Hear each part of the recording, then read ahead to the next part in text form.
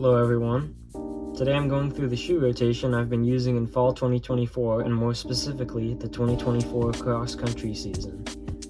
My rotation has 4 categories of shoes: daily trainers, a max cushion / recovery shoe, a trail running shoe, and race shoes. I'll be going through all 4 of these categories with you today. With that, let's get into the shoe rotation.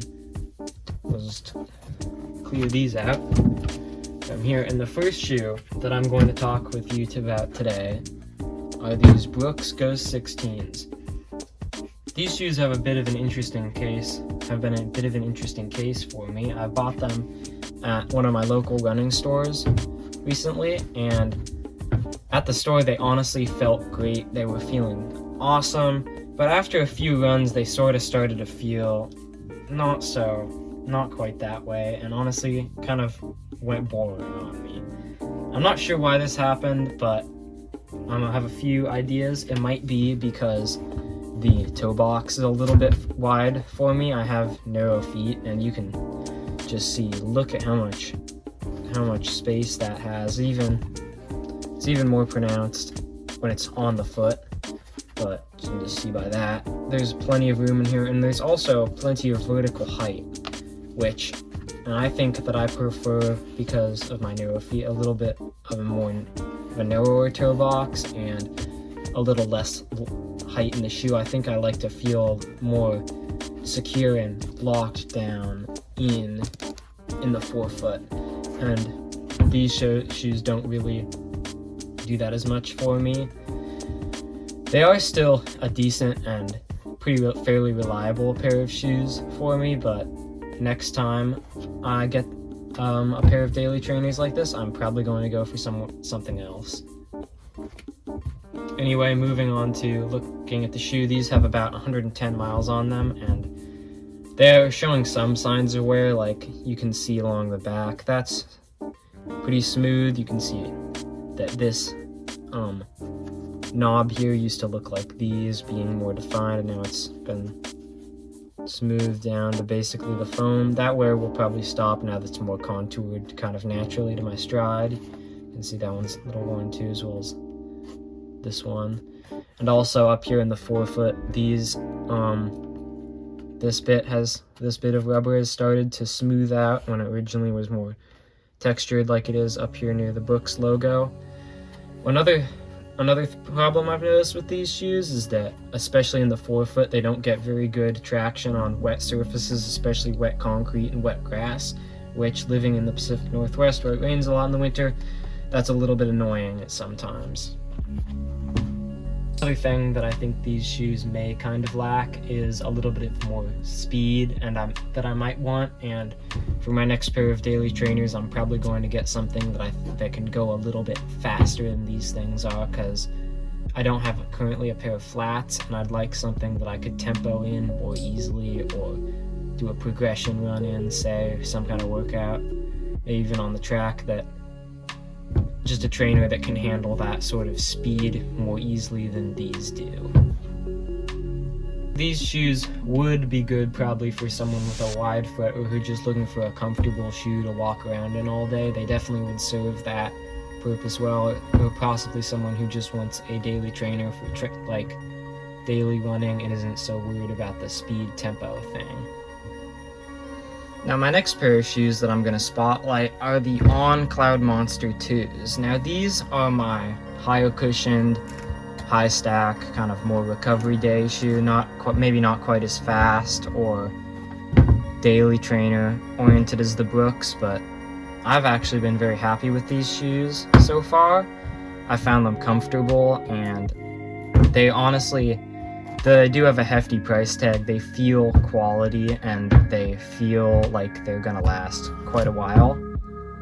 I think the On Cloud Tech's kind of cool, actually. You can see through it if I tilt the shoe right. Actually, I can get the sun to shine through it, I've noticed, even sometimes, but it's sort of an interesting hallmark of On shoes and how they've applied it here. This shoe actually has a plate.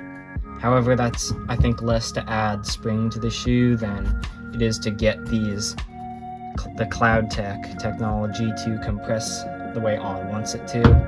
looking at wear, these shoes have, of course, kind of the normal wear in the back here for a heel striker. I'm surprised that this exposed foam bits have held up this well. I thought they'd be more worn down by now. And then, of course, there's a little forefoot wear, but nothing extreme, and I think they're holding up nicely.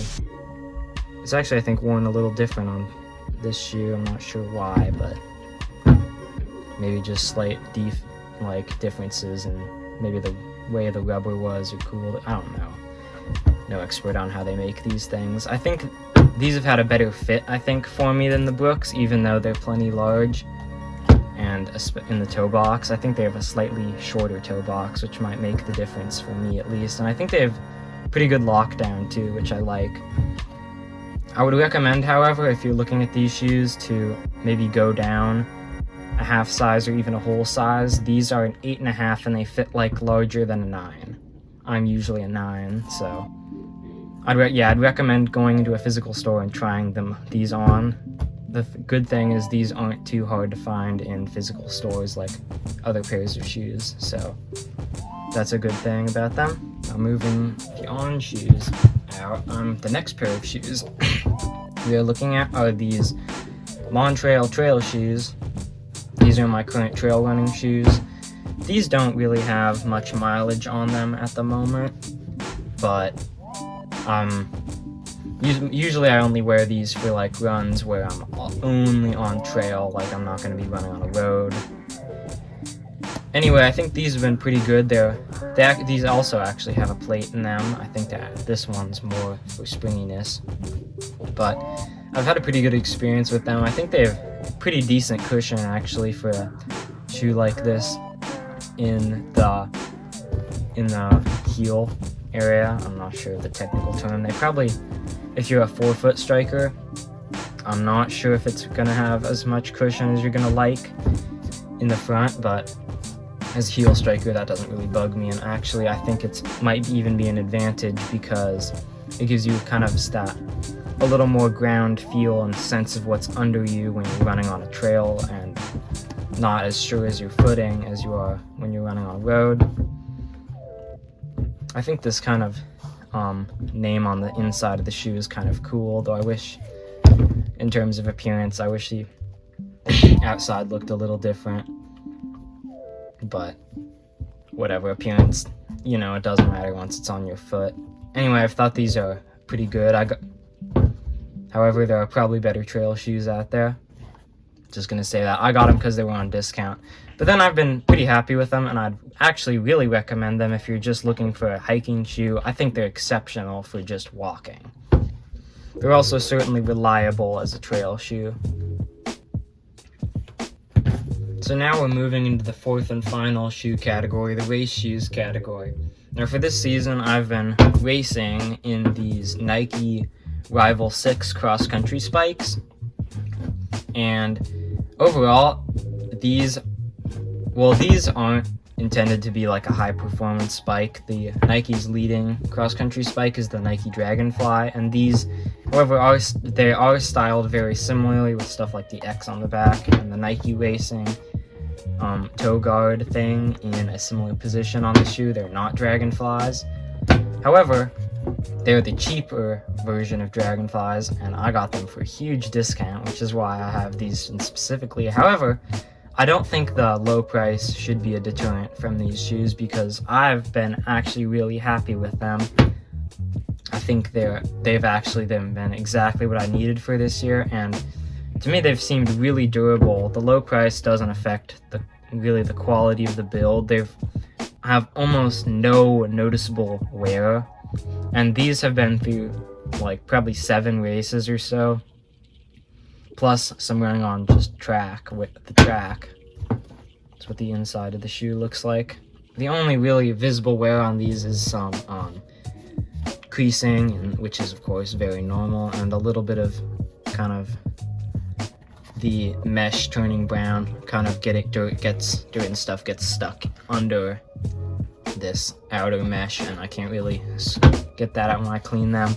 Usually I wouldn't get a pair of white spikes for cross country, but these were just a deal I couldn't pass up. So Speaking of other types of racing shoes, I do not have a pair of flats right now. However, I'd like one, probably along the lines of the Nike Vaporfly 2 or 3. I'll probably have to pick a pair of those up for track season. We'll see how that goes. Those 4 shoes make up my current running shoe rotation. However, I'd also like to talk about these. These are the Nike Pegasus 39s, and I've actually had 2 pairs of them. Here's my second pair.